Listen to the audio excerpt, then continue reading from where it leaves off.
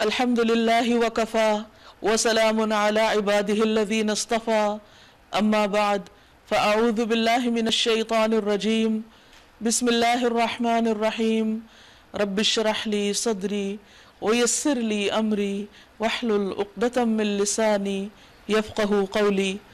السلام علیکم ورحمۃ اللہ وبرکاتہ۔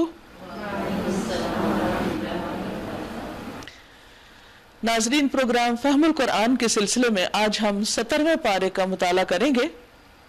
قرآن مجید اللہ تعالیٰ کا کلام ہے، سارے کلاموں سے افضل۔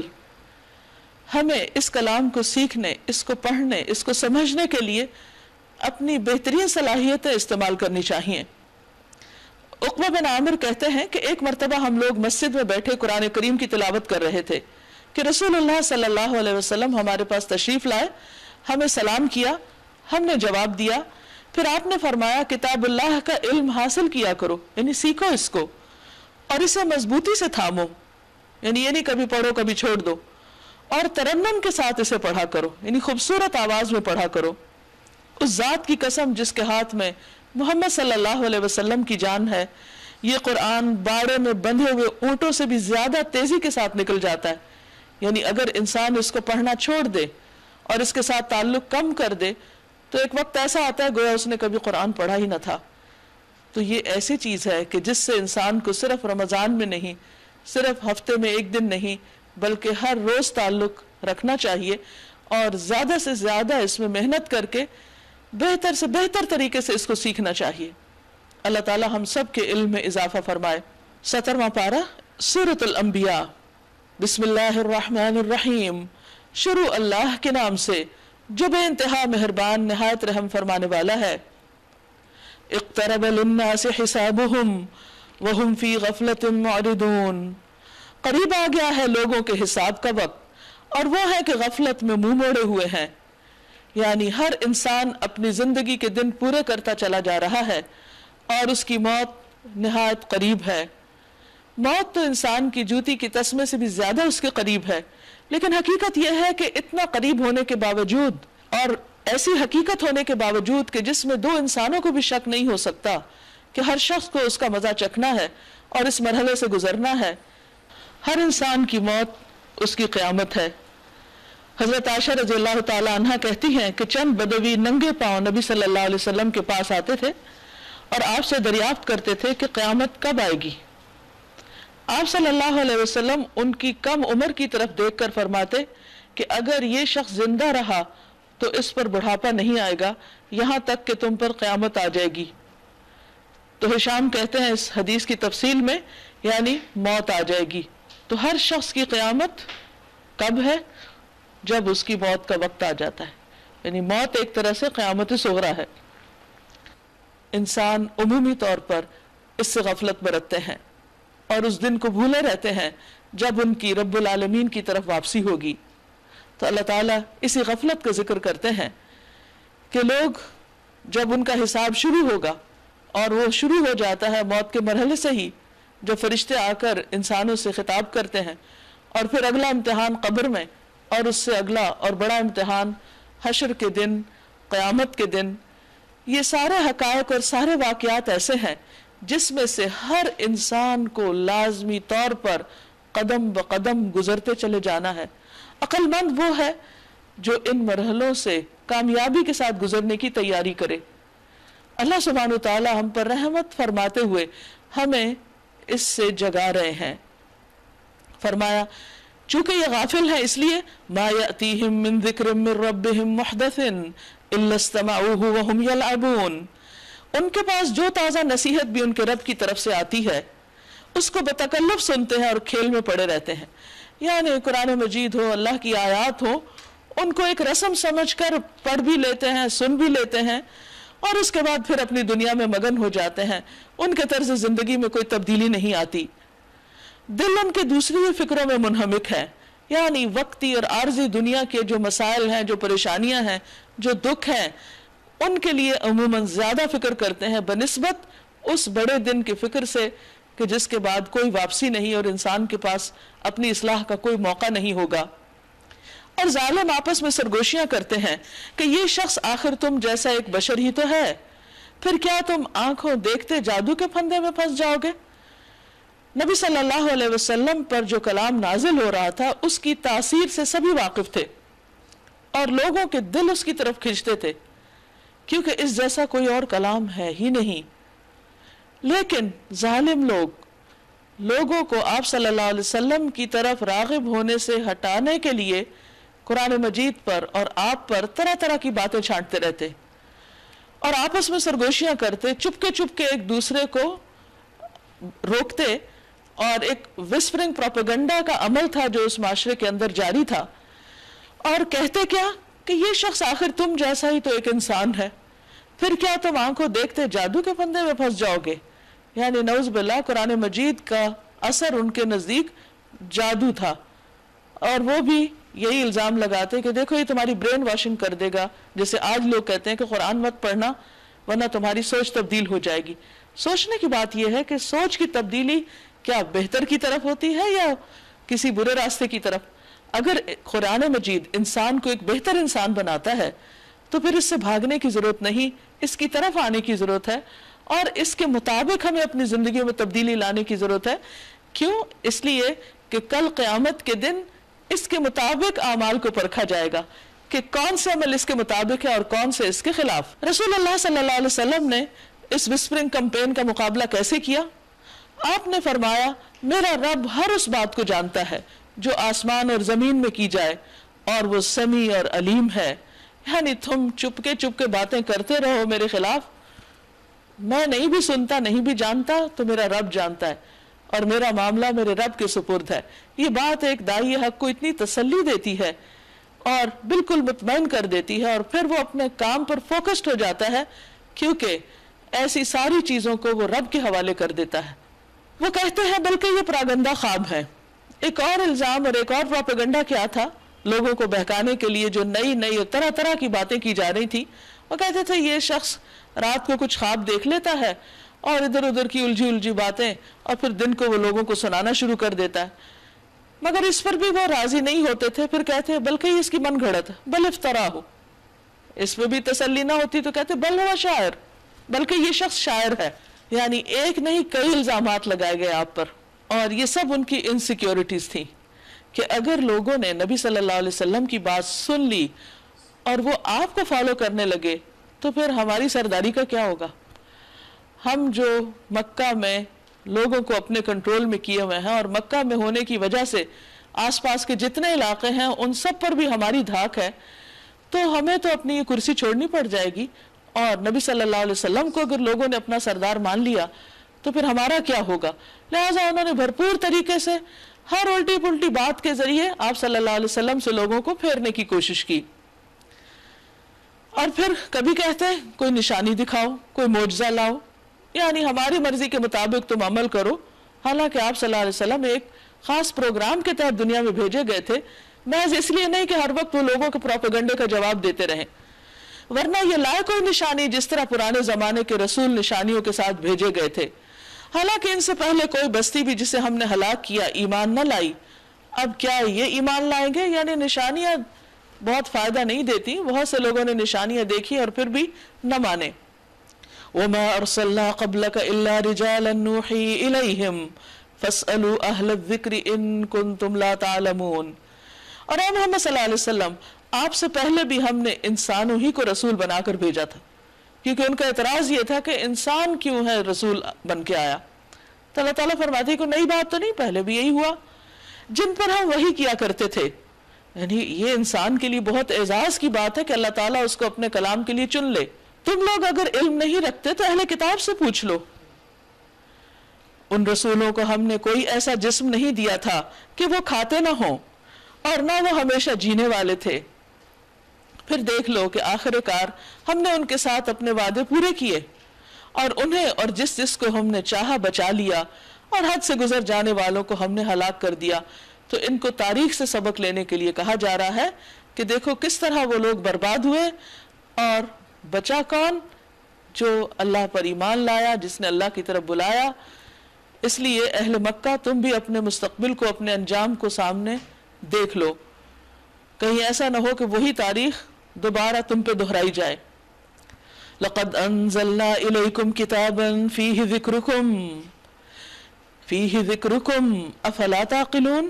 لوگو ہم نے تمہاری طرف ایک ایسی کتاب بھیجی ہے جس میں تمہارا ہی ذکر ہے، تمہاری ہی باتیں، تمہاری اصلاح کا پروگرام ہے.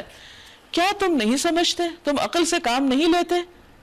یعنی انسان کو کوئی بھی تحریر، کوئی بھی کلام، کوئی بھی بات وہ بہت ہی اچھی لگتی ہے جس میں اس کا ذکر ہو.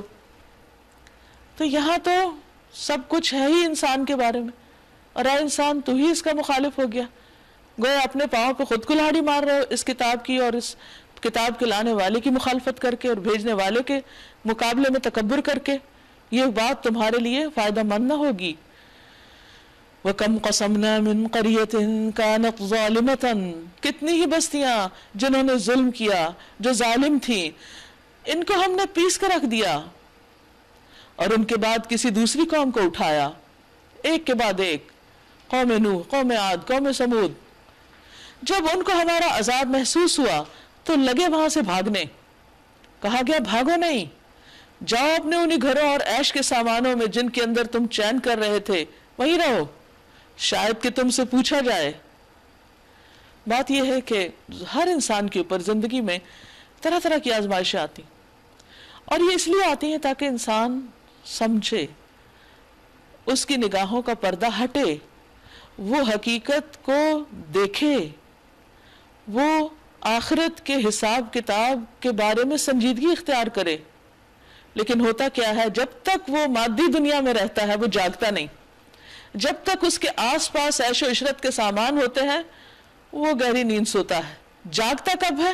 فرمایا جب ان کے اوپر عذاب آیا، قالوا یا ویلنا انا کننا ظالمین، ہائے ہماری کم بختی، بے شک ہم خطاوار تھے.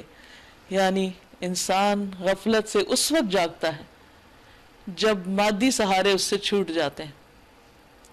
جب تک اس کے مال، اسباب، رشتہ دار، دوست، دنیا کی اور نعمتیں اس کے آس پاس ہوتی ہیں، فراوان ہوتی ہیں، وہ سمجھتا ہے کہ یہ میلے ہمیشہ ایسے ہی لگے رہیں گے.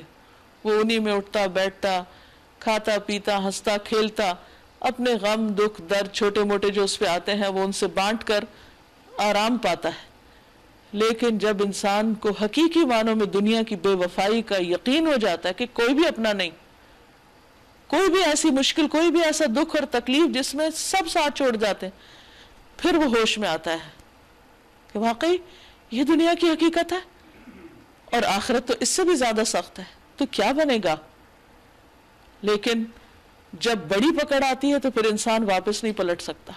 اس لیے انسان عقل مند وہی ہے جو دنیا میں آنے والے چھوٹے چھوٹے امتحانوں سے سبق لے اور ہوش میں آ جائے اور اپنی تنہائی کو سمجھے کہ وہ اکیلا بھیجا گیا ہے، کہ وہ دنیا میں تنہا آیا ہے اور تنہا ہی واپس جائے گا، تنہا اپنے رب کے سامنے کھڑا ہوگا.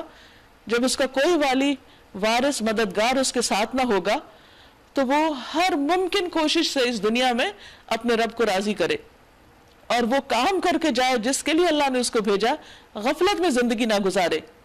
فما زالت تلک دعواہم حتی جعلناہم حصیدا خامدین. اور وہ یہی پکارتے رہے کہ ہم غلطی کر رہے تھے، ہم خطاوار تھے، ہم نے ٹھیک نہیں کیا. یعنی پورا احساس ہو جائے گا ان کو، یہاں تک کہ ہم نے ان کو کھلیان کر دیا، ایسی کھیتی کی طرح جو بجھ گئی ہو، کٹ چکی ہو، جس کی جڑ ماری گئی ہو، زندگی کا ایک شرارہ تک ان کے اندر نہ رہا. وَمَا خَلَقْنَا السَّمَاءَ وَالْأَرْضَ وَمَا بَيْنَهُمَا لَاعِبِينَ. ہم نے اس آسمان اور زمین کو اور جو کچھ بھی ان میں ہے، جو کچھ بھی جو بھی ہمیں نظر آتا ہے، یہ سب کچھ کھیل کے طور پہ نہیں بنایا، یہ انٹرٹینمنٹ کے لیے نہیں ہے، یہ دنیا تفریح گاہ نہیں ہے کہ انسان اس میں صرف مزوں کی تلاش میں رہے اور جب کسی چیز میں مزہ نہ آئے تو کہ بور ہو گئے.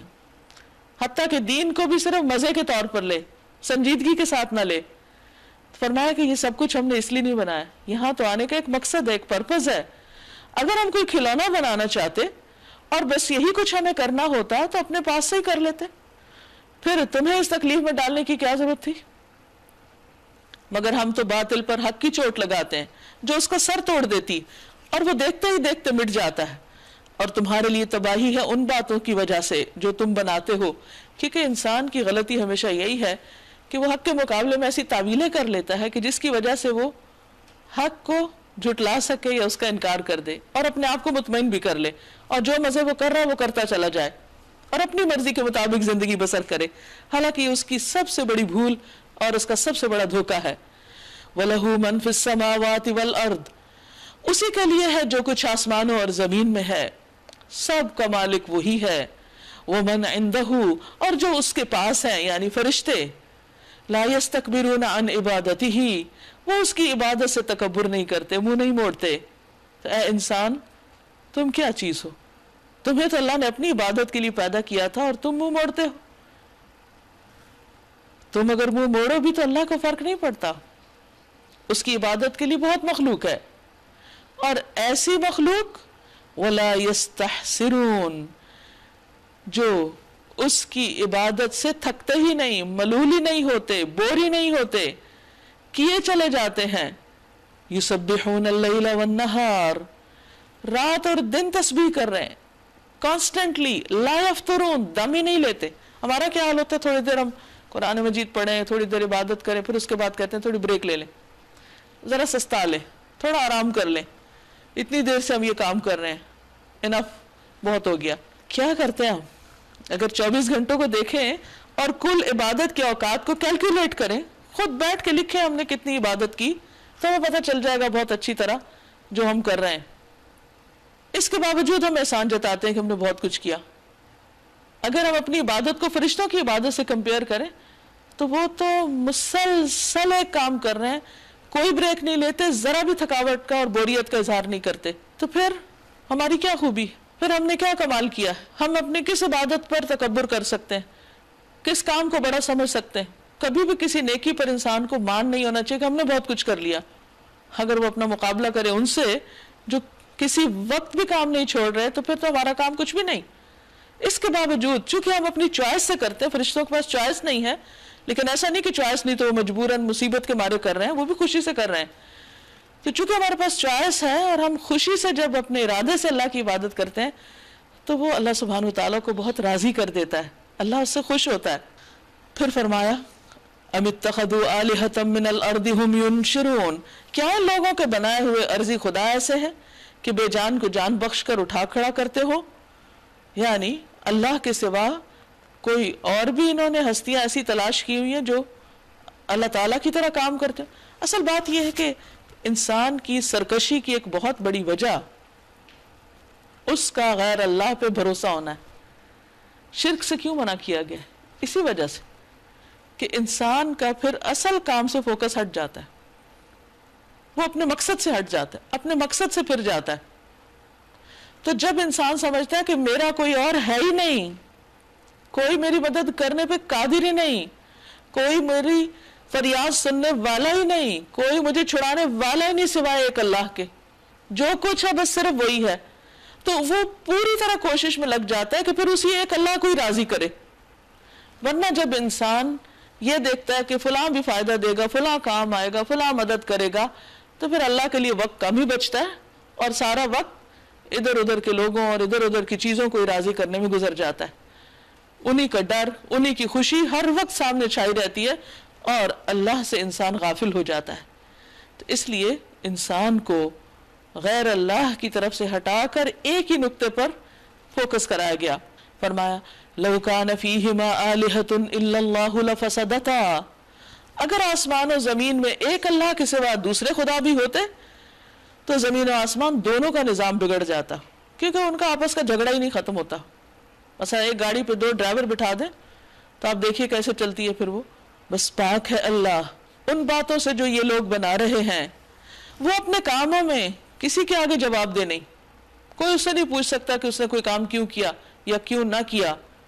وَهُمْ يُسْأَلُونَ، اور باقی سب وہ سب جواب دینے والے ہیں، ان سب کو جواب دینا ہوگا، ان سب سے پوچھا جائے گا۔ کیا اسے چھوڑ کر انہوں نے دوسرے خدا بنا لیے؟ آپ ان سے کہیے لاؤ اپنی دلیل، یہ کتاب بھی موجود ہے جس میں میرے دور کے لوگوں کے لیے نصیحت ہے، اور وہ کتابیں بھی موجود ہیں جن میں مجھ سے پہلے لوگوں کے لیے نصیحت تھی۔ کس کتاب میں لکھا ہوا؟ کہیں بھی نہیں، مگر ان میں سے اکثر لوگ حقیقت سے بے خبر ہیں، اس لیے منہ موڑے ہوئے ہیں۔ ہم نے تم سے پہلے جو رسول بھی بھیجا ہے اس کو یہی وحی کی ہے کہ میرے سوا کوئی خدا نہیں ہے، کوئی الہ نہیں ہے، پس تم میری ہی بندگی کرو، میری ہی عبادت کرو۔ ہر پیغمبر نے آ کر یہی ایک بات کہی لوگوں کو، اور اسی کے لیے پیغمبر مبعوث کیے گئے، اسی کے لیے انسان تخلیق کیے گئے، اور اگر انسان اس کام کے بغیر دنیا سے جاتا ہے تو کامیاب ہو ہی نہیں سکتا۔ اس لیے وہ کچھ بھی کرے مگر اللہ کی عبادت کو نہ بھولے، اپنی ساری وفاداریاں اللہ سبحانہ تعالیٰ کے ساتھ مخصوص کر دے اور اس میں کسی غیر کا کوئی حصہ نہ رکھے۔ یہ کہتا ہے رحمان اولاد رکھتا ہے، سبحان اللہ، وہ تو بندے ہیں جنہیں عزت دی گئی ہے، اس کے حضور بڑھ کر نہیں بولتے، یعنی اس کا احترام کرتے ہیں، اس کی بات مانتے ہیں۔ وَهُمْ بِأَمْرِهِ يَعْمَلُونَ، اور بس اس کے حکم پر عمل کرتے ہیں۔ يَعْلَمُ مَا بَيْنَ أَيْدِيهِمْ وَمَا خَلْفَهُمْ وَلَا يَشْفَعُونَ، جو کچھ ان کے سامنے ہے اسے بھی وہ جانتا ہے، اور جو کچھ ان سے اوجھل ہے اس سے بھی وہ باخبر ہے۔ وہ کسی کی سفارش نہیں کرتے سوائے اس کے جس کے حق میں سفارش سننے پر اللہ راضی ہو، اور اگر اللہ راضی نہیں تو وہ کرتے بھی نہیں، اور وہ اس کے خوف سے ڈرتے رہتے ہیں۔ یہ کن کی صفات ہے؟ اللہ کے مقرب بندوں کی، وہ تو خود اپنے رب سے ڈرتے ہیں۔ اور ان میں سے جو کوئی کہہ دے کہ اللہ کے سوا میں بھی ایک خدا ہوں تو ہم اسے جہنم کی سزا دیں گے۔ ہمارے ہاں ظالموں کو یہی بدلہ ہے، اور حقیقت یہ ہے کہ کوئی بھی اللہ کا پیارا بندہ یہ کہہ ہی نہیں سکتا کہ لوگوں مجھے الہ مانو۔ اولم یر الذین کفروا، کیا دیکھا نہیں ان لوگوں نے جنہوں نے انکار کیا، جو مانتے نہیں؟ کیا غور نہیں کیا کس بات پر؟ ان السماوات والارض کانتا رتقا، یہ کہ آسمان اور زمین باہم ملے ہوئے تھے۔ ففتقناہما، پھر ہم نے ان کو جدا کیا، الگ کیا۔ زمین و آسمان کی ابتدائی حالت بڑے گولے یا سپر ایٹم کی سی تھی، جس کے سارے اجزاء اس کے اندر نیوکلیس کی طرف کھچے ہوئے تھے اور بہت شدت کے ساتھ کھچے ہوئے تھے۔ پھر کہا جاتا ہے کہ ایک شدید دھماکے سے وہ پھٹے اور باہر کی طرف پھیلنے لگے، پھر جب اللہ چاہے گا تو واپس ان کو اپنی اصل پر لے آئے گا۔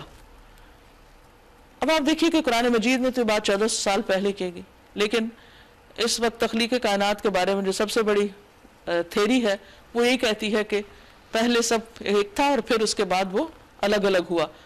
لیکن ہوا کیسے؟ اگر وہ اتنی شدت سے اندر کی طرف کھچے ہوئے تھے تو وہ کون سی طاقت تھی جس نے اس کو باہر کی طرف پھاڑ کے پھیلا دیا، اس کو توڑ کے باہر کی طرف پھیلانا شروع کر دیا، اور وہ پھیلتا ہی چلا جا رہا، پھیلتا ہی چلا جا رہا، نئی نئی گیلیکسیز وجود میں آ رہی۔ یہ کرنے والا کون ہے؟ اللہ سبحانہ وتعالیٰ فرماتے فَفَتَقْنَاهُمَا، ہم نے ان دونوں کو الگ کیا۔ یہ کرنے والے ہم ہیں، خود سے نہیں ہوا۔ وَجَعَلْنَا مِنَ الْمَاءِ كُلَّ شَيْءٍ حَيٍّ، اور ہم نے پانی سے ہر زندہ چیز کو پیدا کیا۔ أَفَلَا يُؤْمِنُونَ، کیا وہ ایمان نہیں لائیں گے؟ اب بھی نہیں مانیں گے کہ پانی ہی زندگی کی بنیاد ہے؟ جیسا کہ ایک شخص نے نبی صلی اللہ علیہ وسلم سے خاص طور پر پوچھا تو آپ نے اس کی یہی وضاحت فرمائی۔ ابو ہریرہ رضی اللہ عنہ سے مروی ہے کہ ایک مرتبہ وہ نبی صلی اللہ علیہ وسلم کے پاس آئے اور کہا، یا رسول اللہ صلی اللہ علیہ وسلم، جب میں آپ کو دیکھتا ہوں تو میرا دل ٹھنڈا ہو جاتا ہے اور آنکھوں کو قرار آ جاتا ہے، آپ مجھے ہر چیز کی اصل بتائیے۔ تو آپ صلی اللہ علیہ وسلم نے فرمایا کہ ہر چیز پانی سے پیدا کی گئی ہے۔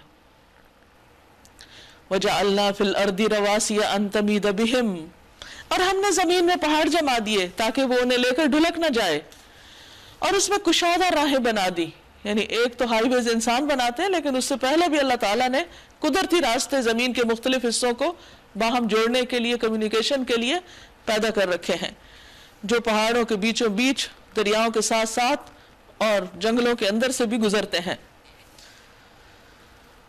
شاید کہ لوگ اپنا راستہ معلوم کر لیں، یہ ذو معنی فکرہ ہے، یعنی ایک تو دنیا میں زمین پہ چلنے کا اور اپنی منزل تک پہنچنے کا راستہ، اور دوسرے یہ کہ اللہ تک پہنچنے کا راستہ۔ اور ہم نے آسمان کو ایک محفوظ چھت بنا دیا، مگر یہ ہے کہ اس کی نشانیوں کی طرف توجہ ہی نہیں کرتے۔ یعنی کتنے شہاب ثاقب گرتے رہتے ہیں اور کتنی ٹوٹ پھوٹ ہوتی رہتی ہے، لیکن سب چیزیں زمین پہ نہیں آتی۔ اللہ نے ایک غیر مرئی چھت ایسی بنا دی بیچ میں کہ وہ فضا میں ہی ختم ہو جاتے ہیں۔ وَهُوَ الَّذِي خَلَقَ اللَّيْلَ وَالنَّهَارَ وَالشَّمْسَ وَالْقَمَرَ كُلٌّ فِي فَلَكٍ يَسْبَحُونَ، وہ اللہ ہی ہے جس نے رات اور دن بنائے اور سورج اور چاند کو پیدا کیا، سب ایک ایک فلک میں تیر رہے ہیں، ہر کوئی اپنے دائرے میں گردش کر رہا ہے، اپنے کام سے کام ہے اور مسلسل تیزی کے ساتھ گردش کر رہے ہیں۔ یسبحون، اور ان کی گردش ایسی ہے جیسے کوئی چیز تیر رہی ہو، اتنی آسانی کے ساتھ۔ یہ سب اللہ سبحانہ تعالیٰ کی قدرت ہے۔ وَمَا جَعَلْنَا لِبَشَرٍ مِّن قَبْلِكَ الْخُلْدَ، اور ہمیشگی تو ہم نے آپ سے پہلے بھی کسی انسان کے لیے نہیں رکھی۔ اگر آپ فوت ہو گئے تو کیا یہ لوگ ہمیشہ جیتے رہیں گے؟ کیونکہ وہ انتظار کرتے تھے کہ کس وقت نبی صلی اللہ علیہ وسلم فوت ہو اور ہمارے یہ سارا جھگڑا ختم ہو جائے اور ہم اپنی پرانی جگہ پہ لوٹ جائیں۔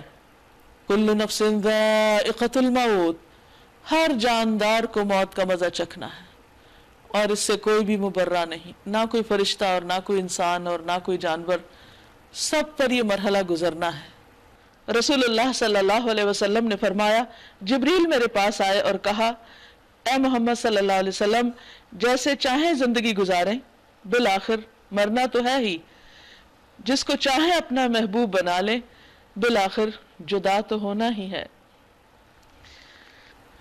اور ہم اچھے اور برے حالات میں ڈال کر تم سب کی آزمائش کر رہے ہیں، یعنی دنیا میں انسان کو جو بھی کوئی راحت سکون ملا ہے، یا کوئی رنج اور غم ملا ہے، یا مفلسی ہے یا امیری ہے، یا قوت ہے یا کمزوری ہے، یا صحت ہے یا بیماری ہے، یہ ساری چیزیں جس طرح دن اور رات کا اختلاف ہے، ایسے انسان کے اوپر آنے والی حالتوں میں اختلاف ہے۔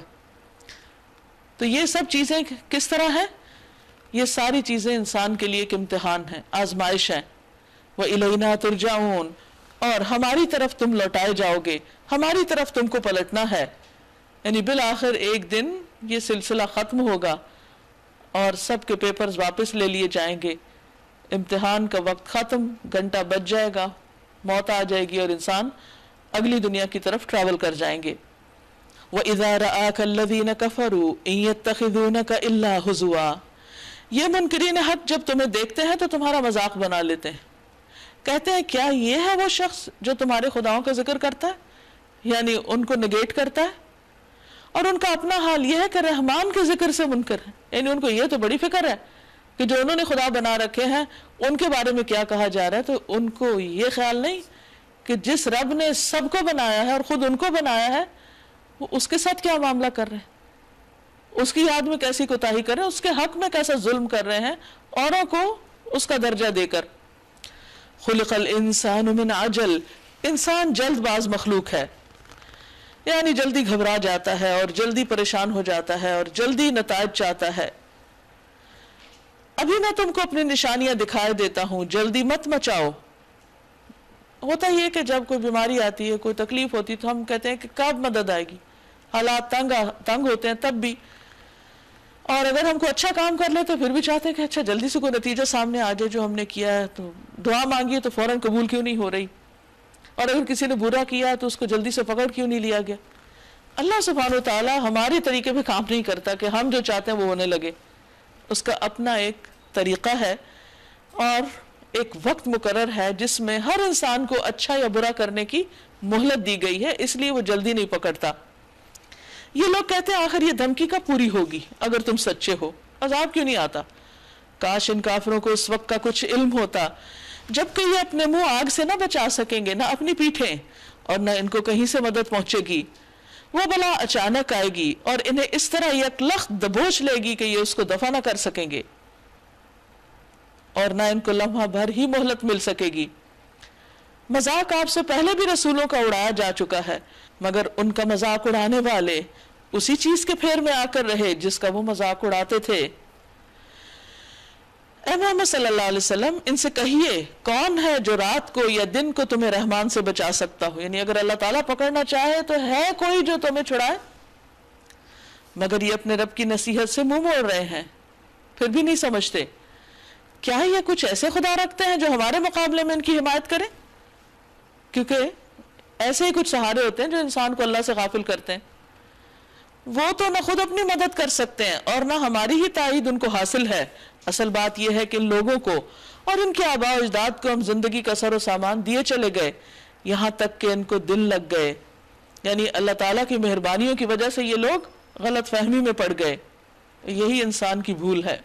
افلا يرون انا نأتي الارض ننقصها من اطرافها، کیا انہیں نظر نہیں آتا کہ ہم زمین کو مختلف سمتوں سے گھٹاتے چلے آ رہے ہیں؟ یعنی ان پر دنیا میں بھی زندگی تنگ ہو رہی ہے اور اب تو یہ تھیوری بھی پیش کی جا رہی ہے کہ زمین کا سائز بھی سکڑ رہا ہے. پھر کیا یہ غالب آ جائیں گے؟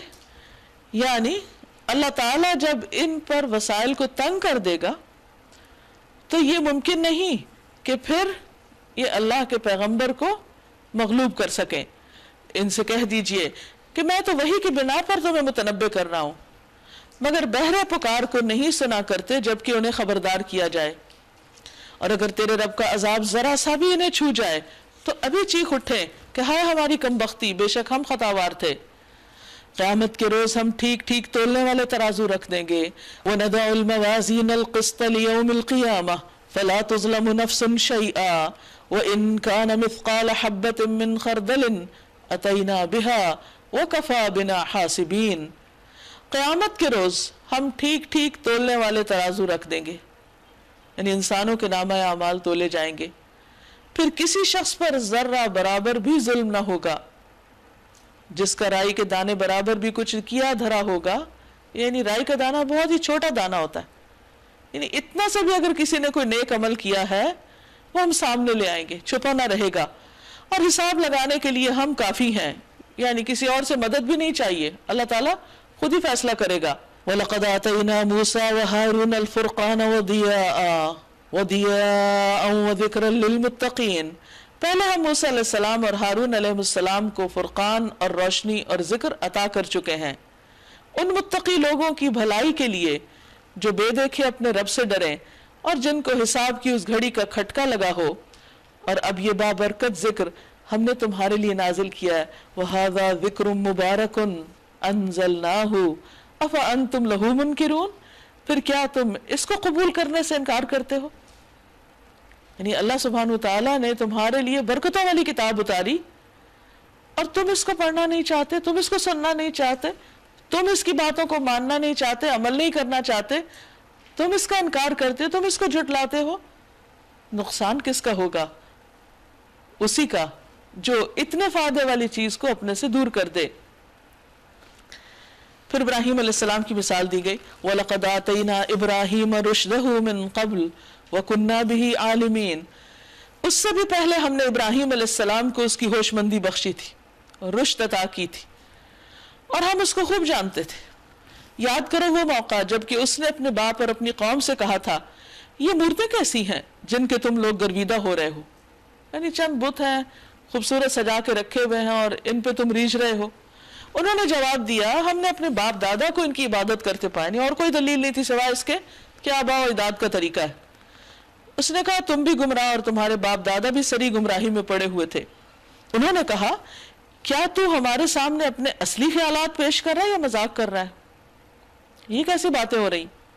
کیونکہ ایسی بات تو انہوں نے کبھی کسی سے سنی نہ تھی. تو ان کے لیے تو بڑی شاکنگ نیوز تھی کہ ایک شخص اٹھ کے ان کے صدیوں کے طریقوں کو جو اسٹیبلش ہو چکے تھے ان کے کلچر میں ان کو چیلنج کر رہا ہے. یہ تو بڑی حیرت کی بات ہے.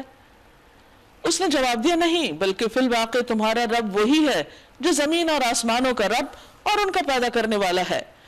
اس پر میں تمہارے سامنے گواہی دیتا ہوں اور خدا کی قسم میں تمہاری غیر موجودگی میں ضرور تمہارے بتوں کی خبر لوں گا. یعنی اگر تم میری دلیل سے بات نہیں سمجھتے تو میں تمہیں پھر عملی طریقے سے بتاؤں گا کہ بت کچھ بھی نہیں کر سکتے، وہ تو اپنا بھی دفاع نہیں کر سکتے. چنانچہ اس نے ان کو ٹکڑے ٹکڑے کر دیا. یعنی جب وہ پجاری وغیرہ وہاں نہیں تھے تو موقع پا کے انہوں نے سارے بت توڑ ڈالے اور صرف ان کے بڑے کو چھوڑ دیا تاکہ وہ اس کی طرف رجوع کریں، اس سے پوچھیں کہ باقیوں کا کیا حال ہوا. انہوں نے آ کر بتوں کا یہ حال دیکھا تو کہنے لگے ہمارے خداؤں کا یہ حال کس نے کیا؟ بڑا ہی کوئی ظالم تھا وہ. بعض بولے ہم نے ایک نوجوان کو ان کا ذکر کرتے سنا تھا جس کا نام ابراہیم ہے. انہوں نے کہا تو پکڑ لاؤ اسے سب کے سامنے تاکہ لوگ دیکھ لیں کیا کہ اس کی کیسی خبر لی جاتی. اور ابراہیم علیہ السلام اصل میں چاہتے بھی یہی تھے کہ سارے لوگ موجود ہوں اور میں ان کے سامنے حق کی بات رکھوں. ابراہیم علیہ السلام کے آنے پر انہوں نے پوچھا کیوں ابراہیم تو نے ہمارے خداؤں کے ساتھ یہ حرکت کی ہے؟ اس نے جواب دیا بلکہ یہ سب کچھ ان کے سردار نے کیا ہے، انہی سے پوچھ لیجئے اگر یہ بولتے ہوں. یہ سن کر وہ لوگ اپنے ضمیر کی طرف پلٹے، یعنی تھوڑی دیر سوچ میں پڑ گئے اور دلوں میں کہنے لگے واقعی تم خود ہی ظالم ہو. مگر پھر ان کی مت پلٹ گئی. بولے تو جانتا ہے کہ یہ تو نہیں بولتے. یہی تو سمجھنے کی بات تھی لیکن انہیں نہ سمجھ آئی. ابراہیم علیہ السلام نے کہا پھر کیا تم اللہ کو چھوڑ کر ان چیزوں کو پوج رہے ہو جو نہ تمہیں نفع پہنچا سکتے ہیں نہ نقصان؟ تو پھر تم پر اور تمہارے ان معبودوں پر جن کی تم اللہ کو چھوڑ کر عبادت کر رہے ہو کیا تم کچھ بھی عقل نہیں رکھتے؟ انہوں نے کہا جلا ڈالو اس کو اور حمایت کرو اپنے خداؤں کی اگر تمہیں کچھ کرنا ہے. اب آپ دیکھیے کہ دلیل کے مقابلے میں دھمکی، اور اتنی بڑی دھمکی کہ اس کو ختم کر دینے کا، قتل کر دو کا، جلا ڈالو. کیونکہ جلا کے مارنا کسی کو بہت زیادہ اذیت ناک بھی ہے اور بہت زیادہ وقت بھی لیتا ہے. تو انہوں نے بہت ہی سخت قسم کی سزا تجویز کی. اور کس لیے کی؟ ان کنتم فاعلین، اگر تمہیں کچھ کرنا ہے. کس کے لیے؟ اپنے خداؤں کی مدد کرنے کے لیے. حیرت کی بات ہے کہ خدا تو اس لیے ہے کہ وہ بندوں کی مدد کرے، نہ کہ اس لیے کہ بندے اس کی مدد کریں یا اس کا دفاع کریں.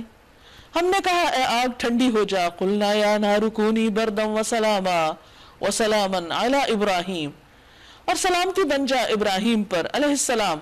وہ چاہتے تھے کہ ابراہیم علیہ السلام کے ساتھ برائی کریں مگر ہم نے ان کو بری طرح ناکام کر دیا. یعنی ابراہیم علیہ السلام کو سب نے مل کے جو آگ میں پھینکا تو آگ ان پر ٹھنڈی ہوگی، اور ابراہیم علیہ السلام صحیح سلامت آگ سے باہر آ گئے کہ ایک خراش بھی ان کے جسم پر نہیں آئی تھی. یہ اتنی حیران کن بات تھی، اتنا بڑا معجزہ تھا کہ اگر وہ تھوڑی سی بھی عقل سے کام لیتے تو بات سمجھ جاتے، لیکن انہوں نے سمجھ کر نہ دی. کیونکہ انسان جب ایک غلط رستے پہ پڑ جاتا ہے یا اندھیروں میں چلا جاتا ہے تو پھر اس کو بڑی بڑی چیزیں بھی نظر نہیں آتی اور وہ انجانے میں انہی سے ٹکرے مارتا رہتا ہے. نبی صلی اللہ علیہ وسلم نے فرمایا ابراہیم علیہ السلام کو جب آگ میں ڈالا گیا تو زمین کے ہر جانور نے آگ بجھانے کی کوشش کی سوائے گرگٹ کے کہ یہ اس میں پھونک مار رہا تھا تاکہ اور بھڑکے. اس لیے رسول اللہ صلی اللہ علیہ وسلم نے اس کو مارنے کا حکم دیا، یعنی وہ ایک طرح سے فسادی جانور ہے. اور ہم اسے اور لوط علیہ السلام کو بچا کر اس سرزمین کی طرف نکال لے گئے جس میں ہم نے دنیا والوں کے لیے برکتیں رکھی ہیں، یعنی شام اور فلسطین کی جگہ. ہم نے اسے اسحاق علیہ السلام عطا کیے اور یعقوب علیہ السلام اس پر مزید، اور ہر ایک کو صالح بنایا. اب دیکھیے اولاد تو بہت لوگوں کے پاس ہوتی ہے، لیکن انسان کے لیے بہت بڑی خوش قسمتی ہے اگر اس کے بچے نیک ہو، اس کی آنکھوں کی ٹھنڈک ہوتے ہیں. تو یہاں فرمایا کہ انہوں نے تو اس کو ختم کرنے کے لیے آگ میں ڈالنے کی کوشش کی، لیکن اللہ تعالیٰ نے ان کو برکتوں والی زمین عطا کی اور اس کے ساتھ ساتھ نیک اولاد. وَجَعَلْنَاهُمْ أَئِمَّةً يَهْدُونَ بِأَمْرِنَا، اور ہم نے ان کو امام بنا دیا، ان کے بچوں کو جو ہمارے حکم سے رہنمائی کرتے تھے، اور ہم نے انہیں وحی کے ذریعے نیک کاموں کی، نماز قائم کرنے کی اور زکوٰۃ دینے کی ہدایت کی، اور وہ ہمارے عبادت گزار تھے. وَكَانُوا لَنَا عَابِدِينَ وَلُوطًا آتَيْنَاهُ حُكْمًا وَعِلْمًا، اور لوط علیہ السلام کو ہم نے حکم اور علم بخشا، حکمت عطا کی، معرفت دی، نبوت دی. اب آپ دیکھیے کہ ابراہیم علیہ السلام بہت زبردست ویژنری تھے. ایک طرف اسحاق علیہ السلام ہیں فلسطین میں، دوسری طرف مکہ میں ابراہیم علیہ السلام کے بیٹے اسماعیل ہیں، پھر ایک اور علاقے میں ان کے بھتیجے لوط علیہ السلام ہیں. خود بھی ہر جگہ گھوم پھر کر اللہ کی باتیں لوگوں کو بتانے والے ہیں. یعنی ایک شخص نے اتنا بڑا کام کیا کہ جو ایک پوری امت نہیں کر سکتی. تو یہاں اسی لیے ساتھ ہی لوط علیہ السلام کا ذکر بھی آیا. وہ ابراہیم علیہ السلام کے بھتیجے تھے اور وہ آپ پر ایمان لائے تھے، اور انہوں نے بھی اللہ کے حکم سے لوگوں کو اللہ کی طرف بلایا اور اسے اس بستی سے بچا کر نکال دیا جو بدکاریاں کرتی تھی. ان کی قوم کی طرف اشارہ ہے. در حقیقت وہ بڑی ہی بری فاسق قوم تھی، حد سے بڑھنے والی، اور لوط علیہ السلام کو ہم نے اپنی رحمت میں داخل کیا، وہ صالح لوگوں میں سے تھا۔ اب سب کی ایک خوبی بیان ہو رہی ہے، اور وہ کیا کہ وہ نیک لوگ تھے، اچھے لوگ تھے۔ وَنُوحًا إِذْ نَادَىٰ مِن قَبْلُ، اور یہی نعمت ہم نے نوح علیہ السلام کو دی، یاد کرو جبکہ ان سب سے پہلے اس نے ہمیں پکارا تھا، اس نے دعا مانگی تھی، جو اپنی قوم کی اصلاح کی مسلسل کوشش کے بعد انہوں نے تھک کے مانگی تھی کہ اللہ میں مغلوب ہو گیا ہوں، تو ہی انتقام لے، تو میری مدد کر۔ فَاسْتَجَبْنَا لَهُ، تو ہم نے اس کی دعا قبول کر لی۔ فَنَجَّيْنَاهُ وَأَهْلَهُ مِنَ الْكَرْبِ الْعَظِيمِ، تو ہم نے اسے اور اس کے گھر والوں کو کرب عظیم سے نجات دی، یعنی وہ بدکار قوم جو ان کو طرح طرح سے ستا رہی تھی، ان سے نکال کے ان کی مشکلات آسان کر دی، اور اس قوم کے مقابلے میں اس کی مدد کی جس نے ہماری آیات کو جھٹلا دیا تھا، اور وہ بڑے برے لوگ تھے، بس ہم نے ان سب کو غرق کر دیا۔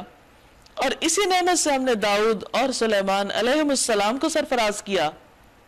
یاد کرو وہ موقع جبکہ وہ دونوں ایک کھیت کے مقدمے میں فیصلہ کر رہے تھے، جس میں رات کے وقت دوسرے لوگوں کی بکریاں پھیل گئی تھیں، اور ہم ان کی عدالت خود دیکھ رہے تھے کہ یہ کیسے فیصلے کرتے ہیں۔ اس وقت ہم نے صحیح فیصلہ سلیمان کو سمجھا دیا، حالانکہ حکم اور علم ہم نے دونوں ہی کو عطا کیا تھا۔ یعنی سلیمان علیہ السلام اگرچہ داؤد علیہ السلام کے بیٹے تھے، اللہ نے دونوں کو علم اور حکمت دی، لیکن ایک فیصلے میں سلیمان علیہ السلام کا فیصلہ داؤد علیہ السلام کے مقابلے میں بہتر تھا۔ اور اس کی جو تفصیلات بیان کی جاتی ہیں وہ عام طور پر یہ کہ داؤد علیہ السلام کا فیصلہ یہ تھا کہ جس شخص کی بکریوں نے کھیت والے کا کھیت برباد کیا ہے، اس کی بکریاں لے کر اس کھیت والے کو دے دی جائیں جرمانے کے طور پر۔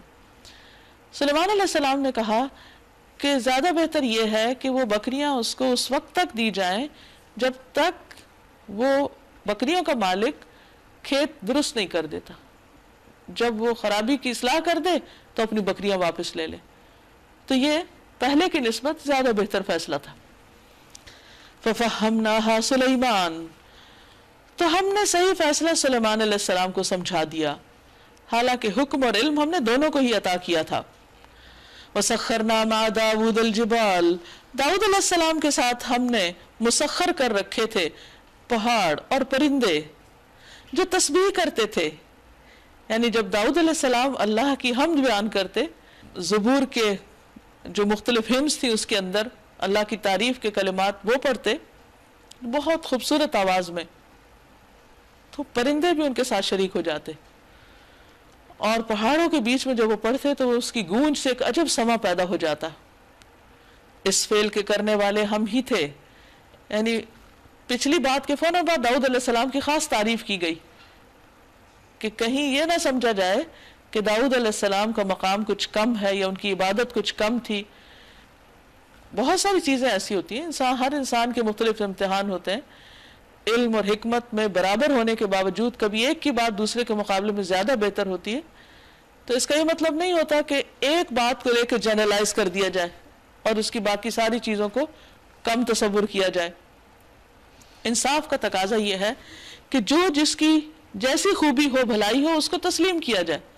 حسن بصری کہتے ہیں اللہ نے سلیمان علیہ السلام کی تعریف کی اور داؤد علیہ السلام پر ملامت نہیں کی، یعنی ایک کی تعریف کا مطلب دوسرے کی تنقیص نہیں ہوتی۔ اگر دو انبیاء کا حال جو اللہ نے ذکر کیا ہے نہ ہوتا تو میں سمجھتا کہ قاضی تباہ ہو رہے ہیں، کیونکہ اللہ تعالیٰ نے سلیمان علیہ السلام کی تعریف ان کے علم کی وجہ سے کی اور داؤد علیہ السلام کو ان کے اجتہاد میں معذور قرار دیا۔ یعنی ان کا فیصلہ جو تھا یہ نہیں کہ وہ غلط تھا، لیکن سلیمان علیہ السلام کا فیصلہ زیادہ بہتر تھا۔ تو یہاں اللہ تعالیٰ ان کی مزید خوبیوں کا ذکر کرتے ہیں، اور ہم نے اس کو تمہارے فائدے کے لیے زرہ بنانے کی صنعت سکھا دی تھی تاکہ تم کو ایک دوسرے کی مار سے بچائے، پھر کیا تم شکر گزار ہو؟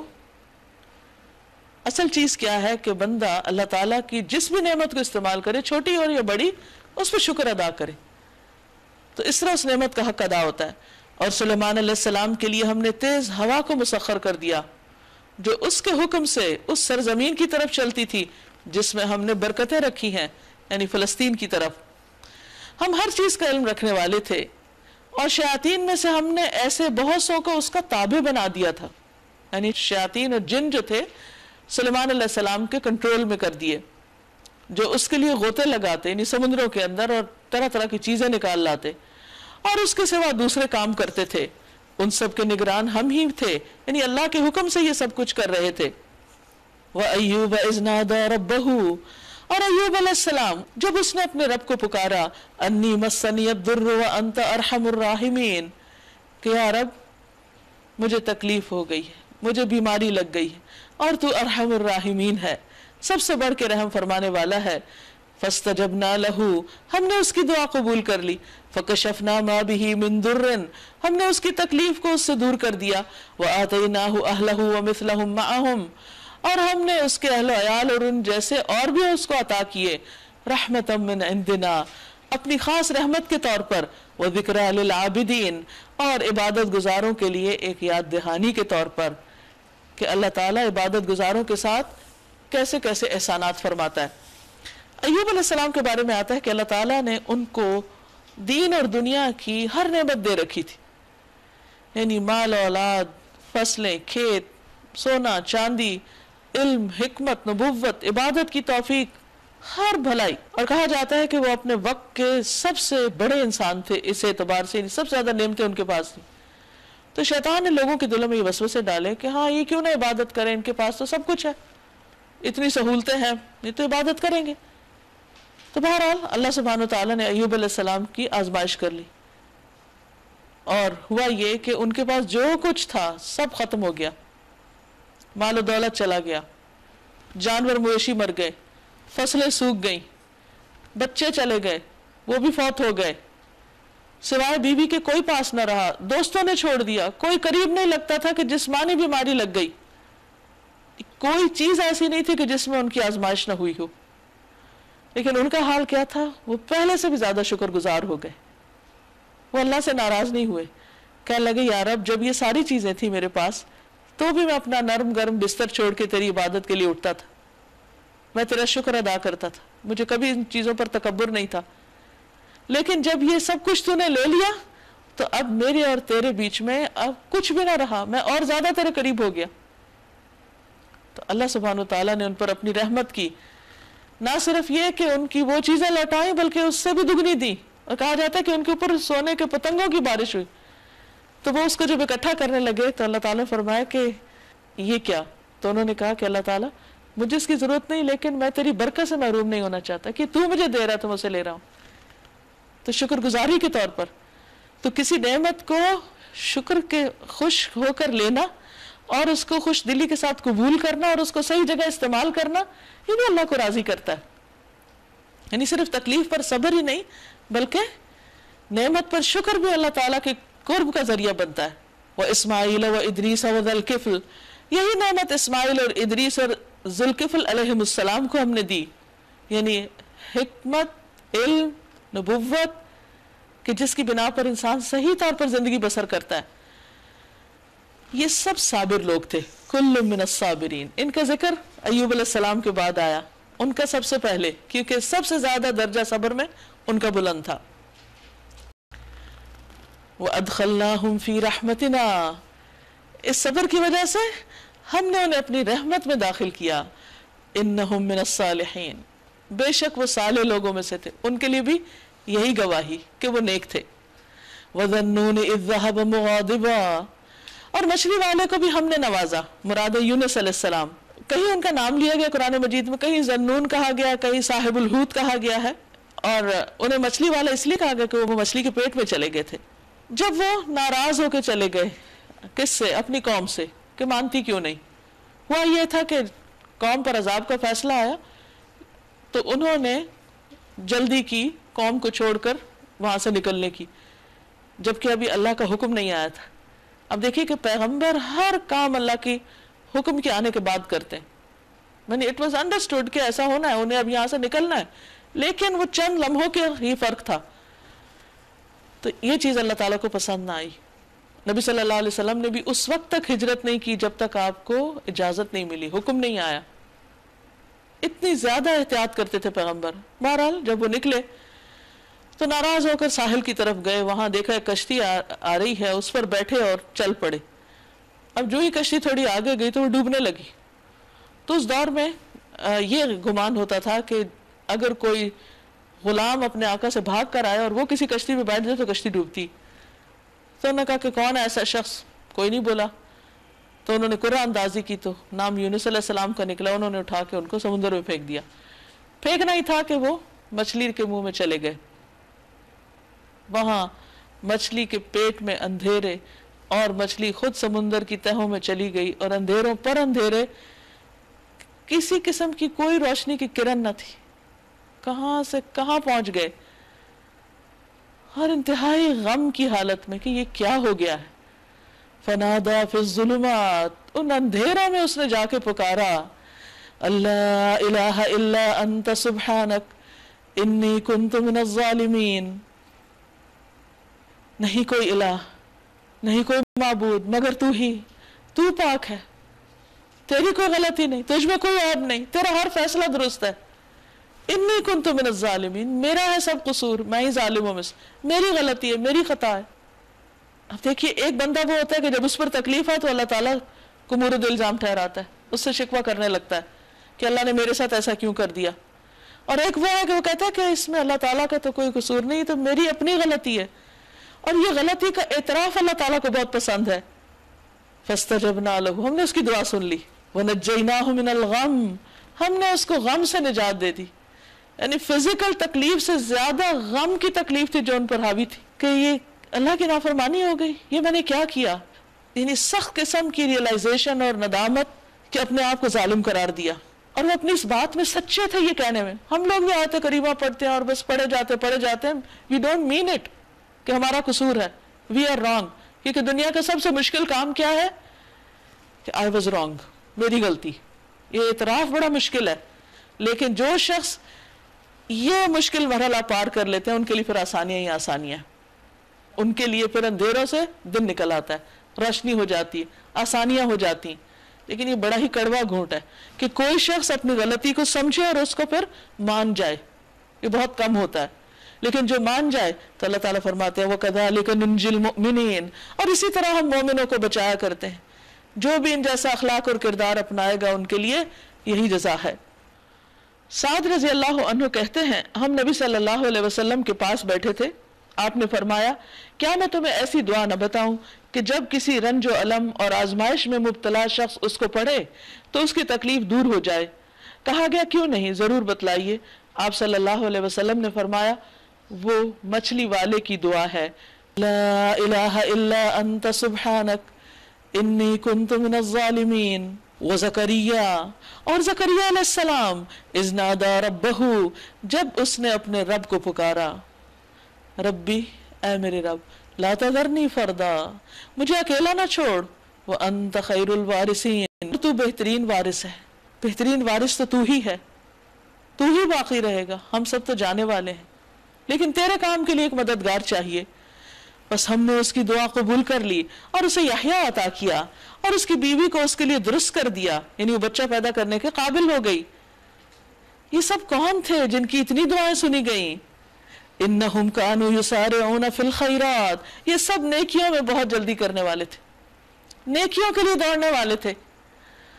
اب ہم اپنا حال بھی دیکھیں, اپنی خواہشات کے پیچھے تو ہر شخص دوڑ رہا ہے, لیکن نیکی کے کام میں مثلا مسجد جانا ہو یا کسی غریب کی مدد کرنا ہو یا کسی بھی خیر اور بھلائی کے کام کے لیے, اللہ کے دین کے لیے نکلنا ہو, تو ہمارا طریقہ کیا ہوتا ہے؟ کتنی دفعہ سوچتے ہیں, کئی کیسی تعویلیں بعض اوقات کر رہے ہوتے ہیں کہ یہ کام نہ ہی کرنا پڑے. لیکن یہ لوگ ہمارے لیے بہترین نمونہ, یہ ہے صراط الذین انعمت علیہم, یہ ہے وہ لوگ جن پر اللہ نے انعام کیا, یہ ہے ان لوگوں کا راستہ. انہم کانوا یسارعون فی الخیرات, یہ سب بھلائیوں میں بہت جلدی کرتے تھے. ویدعوننا رغبا ورہبا, اور یہ ہمیں رغبت اور خوف کے ساتھ پکارتے, نیکی کے کاموں میں دوڑ دو, بھاگ دوڑ, محنت, کوشش, اور ساتھ ساتھ دعائیں, امید سے بھی, رغبت کے ساتھ بھی, اور ڈر سے بھی. اور ایمان ان دو چیزوں کے بیچ میں ہوتا ہے, امید اور خوف کے بیچ میں. اچھا ہماری دعا سن لی جائے گی, کبھی کیا پتہ نہ سنی جائے, اچھا اور مانگتے ہیں, یعنی ان کا اپنے رب کے ساتھ تعلق بہت مضبوط ہوتا ہے. وَكَانُوا لَنَا خَاشِعِينَ، اور وہ ہمارے آگے خشوع کرنے والے، بہت ہمبل تھے، جھکے ہوئے تھے، دبے ہوئے تھے، ان کے اندر کسی قسم کا کوئی تکبر نہ تھا. ایسا ہی ہوتا ہے ایک نیک انسان.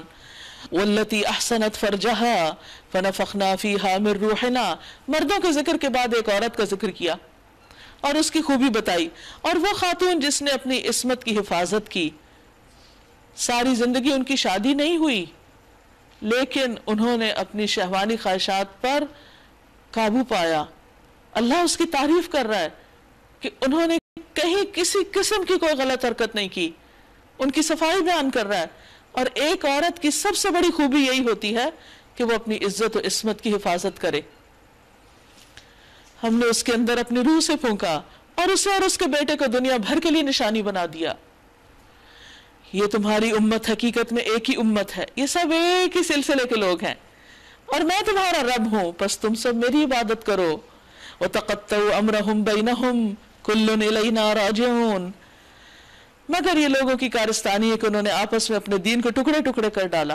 یعنی ایک اللہ کی عبادت کی بجائے، اس کے راستے پہ چلنے کی بجائے خواہشات کے پیچھے چلنے لگے، اوروں کو خدا بنا لیا، اوروں کو سینٹر آف لائف بنا لیا، اوروں کی عقیدت کے گن گانے لگے، لہذا دین ٹکڑوں میں بٹ گیا. کلن الینا راجعون، یہ سب ہماری طرف آنے والے ہیں. جنہوں نے دین میں ایسی خرابیاں پیدا کی، یہ سب ہمارے پاس آئیں گے، پھر ہم ان کو بتائیں گے کہ انہوں نے کیا کیا. فَمَن يَعْمَلْ مِنَ الصَّالِحَاتِ، تو کرنا کیا چاہیے؟ نیک کام کرنے چاہیے، اللہ کو راضی کرنے کی فکر ہونی چاہیے انسانوں سے بڑھ کر. فَمَن يَعْمَلْ مِنَ الصَّالِحَاتِ، جو نیک عمل کرے گا، نیک عمل کے لیے شرط اول اخلاص ہے. وَهُوَ مُؤْمِنٌ، اور وہ مومن بھی ہے، اللہ پر ایمان رکھتا ہے، کیونکہ ایمان کے بغیر نیک عمل قبول نہیں. فَلَا كُفْرَانَ لِسَعْيِهِ، اس کی کوشش کا انکار نہ کیا جائے گا، ناقدری نہ ہوگی. وَإِنَّا لَهُ كَاتِبُونَ، اور ہم اسے لکھ رہے ہیں، سب کچھ ریکارڈڈ ہے. اور ممکن نہیں کہ جس بستی کو ہم نے ہلاک کر دیا وہ پھر پلٹ سکے، یہاں تک کہ جب یاجوج ماجوج کھول دیے جائیں گے اور ہر بلندی سے وہ نکل پڑیں گے، اور وعدہ برحق کے پورا ہونے کا وقت قریب آ جائے گا. یعنی یاجوج ماجوج کا آنا قیامت کی نشانیوں میں سے ایک ہے، جس کا ذکر متعدد احادیث میں پایا جاتا ہے. نبی صلی اللہ علیہ وسلم نے فرمایا، جب یاجوج ماجوج کو کھول دیا جائے گا اور وہ لوگوں پر اس طرح خروج کریں گے، اس طرح نکلیں گے جیسے اللہ تعالیٰ نے فرمایا کہ وہ ہر بلندی سے پھسلتے ہوئے محسوس ہوں گے، یعنی سلپ کرتے ہوئے، تو وہ روئے زمین پر چھا جائیں گے اور مسلمان اپنے اپنے شہروں اور قلعوں میں سمٹ جائیں گے. اور خاص طور پر یہ بات کہ وہ بلندی سے نکل پڑیں گے، یعنی یوں لگے گا جیسے اوپر سے پھسل کے آ رہے ہیں. حقیقت تو اللہ ہی جانتا ہے، تبھی پتہ چلے گی جب وہ سامنے آئیں گے. اور وعدہ برحق کے پورا ہونے کا وقت قریب آ لگے گا، یعنی پھر قیامت بہت قریب آ جائے گی. تو یکایک ان لوگوں کے دیدے پھٹے کے پھٹے رہ جائیں گے، ڈر کے مارے، خوف کے مارے. جنہوں نے کفر کیا تھا کہیں گے، ہائے ہماری کم بختی، ہم اس چیز کی طرف سے غفلت میں پڑے ہوئے تھے، بلکہ ہم خطا کار تھے. جب سارے سہارے چھٹ جائیں گے تو پھر اپنی غلطیاں یاد آئیں گی. اور تمہارے وہ معبود جنہیں تم پوچھتے ہو جہنم کا ایندھن ہے، وہی تم کو جانا ہے. اگر یہ واقعی خدا ہوتے تو وہاں نہ جاتے، ان سب کو ہمیشہ اسی میں رہنا ہے. یعنی بتوں کو بھی، اور خاص طور پر وہ جو خود چاہے کہ ہماری عبادت کی جائے، ان کو بھی اپنے پیروکاروں کے ساتھ جہنم میں جانا ہوگا، چاہے وہ انسان ہو یا پتھر ہو یا کچھ بھی، تاکہ ان کے پیروکاروں کو، فالوورز کو پتہ چلے کہ ان کی کیا حقیقت تھی. اگر یہ واقعی خدا ہوتے تو وہاں نہ جاتے، ان سب کو ہمیشہ اسی میں رہنا ہے. وہاں وہ پھنکارے ماریں گے اور حال یہ ہوگا کہ اس میں کان پڑی آواز سنائی نہ دے گی. ان الذین سبقت لهم منا الحسنى اولئک عنہا مبعدون، رہے وہ لوگ جن کے لیے ہماری طرف سے بھلائی کا پہلے ہی فیصلہ ہو چکا ہے تو وہ یقیناً اس سے دور رکھے جائیں گے، یعنی جہنم سے. اس کی سرسراہٹ تک نہ سنیں گے، بالکل ان کو پتہ بھی نہیں چلے گا پھر.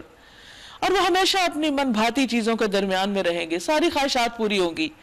وہ انتہائی گھبراہٹ کا وقت ان کو ذرا پریشان نہ کرے گا، اور ملائکہ بڑھ کر ان کو ہاتھوں ہاتھ لیں گے، زبردست استقبال. یہ تمہارا وہی دن ہے جس کا تم سے وعدہ کیا جاتا تھا، کیونکہ وہ اس دن سے ڈرتے ہوئے زندگی بسر کر رہے تھے. وہ دن جب کہ آسمان کو ہم یوں لپیٹ کر رکھ دیں گے جیسے تومار میں اوراق لپیٹ دیے جاتے ہیں، رول کر دیے جاتے ہیں. جس طرح ہم نے تخلیق کی پہلے ابتدا کی تھی اسی طرح ہم پھر اس کا اعادہ کریں گے، یعنی جیسے پھیلایا تھا سب چیزوں کو واپس لپیٹ دیں گے۔ یہ ایک وعدہ ہے ہمارے ذمہ، اور یہ کام ہمیں بہرحال کرنا ہے۔ اور زبور میں ہم نصیحت کے بعد یہ لکھ چکے ہیں کہ زمین کے وارث ہمارے نیک بندے ہوں گے۔ اس میں ایک بڑی خبر ہے عبادت گزار لوگوں کے لیے۔ پیغمبروں کے حالات ہم دیکھتے ہیں کہ ہر قسم کے پیغمبر دنیا میں آئے، ان کو طرح طرح کی نعمتیں بھی ملی، جیسے داؤد اور سلیمان علیہ السلام کا ذکر خاص طور پر یہاں آیا، اور یہاں پر زبور کا ذکر ہے کہ اس میں ہم نے یہ لکھا ہوا ہے کہ دنیا ایسا نہیں کہ جو عبادت کرے اسے چھن جاتی، ان کے لیے بھی ہے، کیونکہ اللہ نے ان نعمتوں کو بندوں کے لیے، اپنے مومن بندوں کے لیے حرام نہیں کیا، لیکن اصل بات ہے کہ آخرت کی ہمیشہ ہمیشہ کی زندگی ان کے حق میں بہتر ہے جو واقعی وفادار ہیں اپنے رب کے۔ اے محمد صلی اللہ علیہ وسلم، ہم نے جو تمہیں بھیجا تھا یہ دراصل دنیا والوں کے حق میں ہماری رحمت تھی۔ وَمَا أَرْسَلْنَاكَ إِلَّا رَحْمَةً لِّلْعَالَمِينَ۔ ابو ہریرہ رضی اللہ عنہ سے روایت ہے کہ آپ سے عرض کیا گیا، اے اللہ کے رسول صلی اللہ علیہ وسلم، مشرکین کے خلاف بد دعا فرمائیے۔ آپ نے فرمایا، مجھے لعنت کرنے والا بنا کر نہیں بھیجا گیا بلکہ مجھے تو رحمت بنا کر بھیجا گیا ہے۔ ان سے کہیے میرے پاس جو وحی آتی ہے وہ یہ ہے کہ تمہارا خدا صرف ایک خدا ہے، توحید کی دعوت ہے۔ پھر کیا تم سر اطاعت جھکاتے ہو؟